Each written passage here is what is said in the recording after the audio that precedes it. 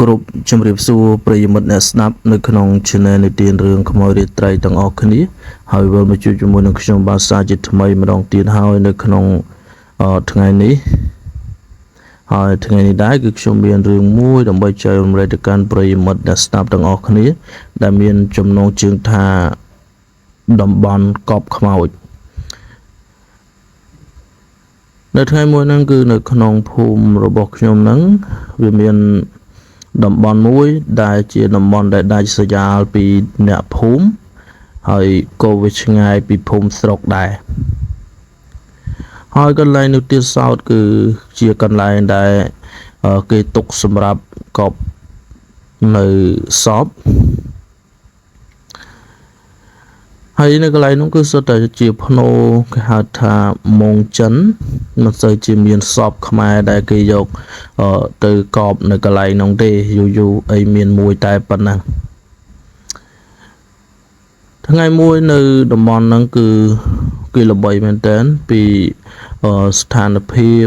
និងរឿងរ៉ាវជាច្រើនដែលស្ថិតនៅក្នុងកន្លែងហ្នឹងប្រៀបដូចជាទួលមួយអញ្ចឹងហើយថ្ងៃមួយហ្នឹងបងប្រុសម្នាក់ដែលគាត់បានទៅឆ្លោះត្រីនៅម្ដុំហ្នឹងពីព្រោះថាកាលណាដែលយើងគិតថា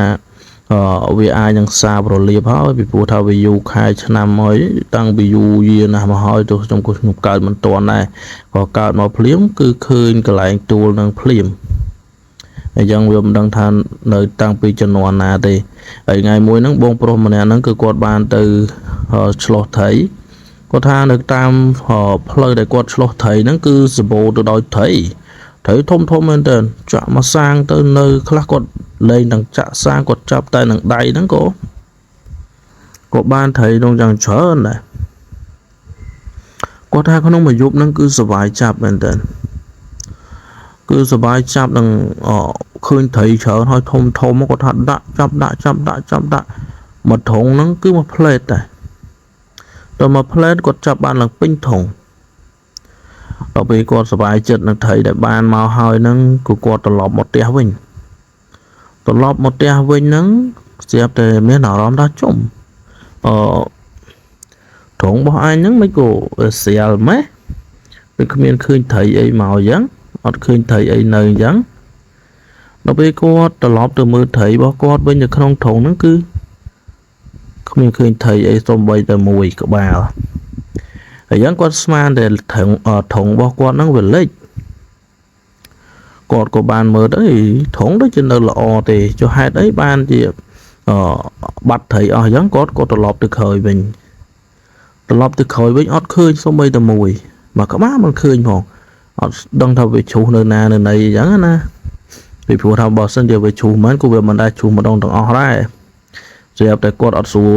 មានអារម្មណ៍ភឺក្បាលហើយគាត់ក៏បានហត់ទៅផ្ទះតែម្ដងហត់ទៅណាត់ទីណែងទៅដល់ផ្ទះហ្នឹងឃ្លុំភួយដេកព្រឹកឡើងឈឺ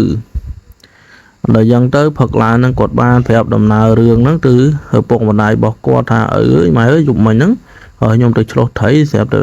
ឃើញត្រីថាត្រីច្រើនមែនតើចាប់អត់អស់ទេចាប់ឡើងពេញធុងហើយ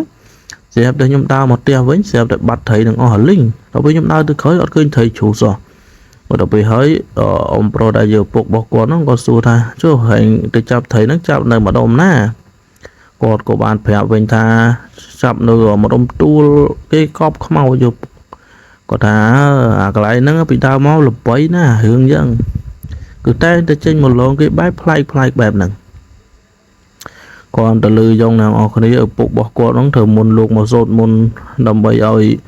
យកសេរីសួស្ដីមកឲ្យកូនរបស់គាត់វិញពីព្រោះគាត់ថាខ្លាចតកូនហ្នឹងវាភាំងផាត់ស្មារតីអីចឹងណាខ្លាចអីឡើយយ៉ាងទៅ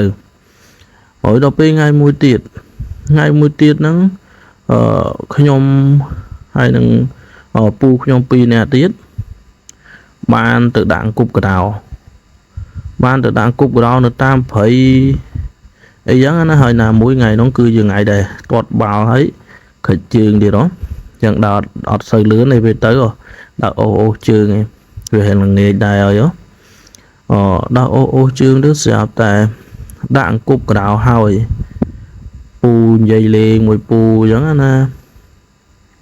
tháng phậtឡើងបើសិនជាយើងបានកដោច្រើនអីយើង cua để ăn ngày mà đốn ấy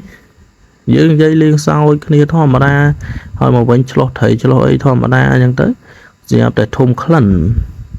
nơi cái này đam nào đó vừa miền thùng khăn xây sầm lò và hao sầm lò câu ấy dân ấy dân nè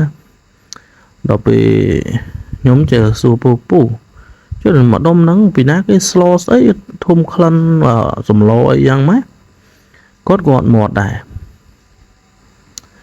ót mò đây bồn tá chơi ta đào đó đó có chơi ta thả rồi khơi được sấy đấy đó đó có ngày class p class nó xua có thôi cột mà đây thì tiệt có bồn tá được p đại chất đo mìn chất đo còn lại nhờ cái đốt màu nhẫn dẹp được khơi sát sấy mùi ho trên bị lò nông màu tao mỏng tiền ho màu được ẩn tri rồi ấy nhẫn nè còn đây mình đang thật sát ấy còn là khơi búp chương cứ tha lên trừ tại nó rút lươn chương nè chương để chia từ tiền ở đó với đó nó còn JP đầm na rương tệ tôn từ năng ca ở hai đấy bản thùng khăn mà hộp nó ngọt bẹp ra mà hộp nó cứ phụ mà đâu phụ không ao phía ấy cái thư mà hộp thư ấy cái gì kiaได้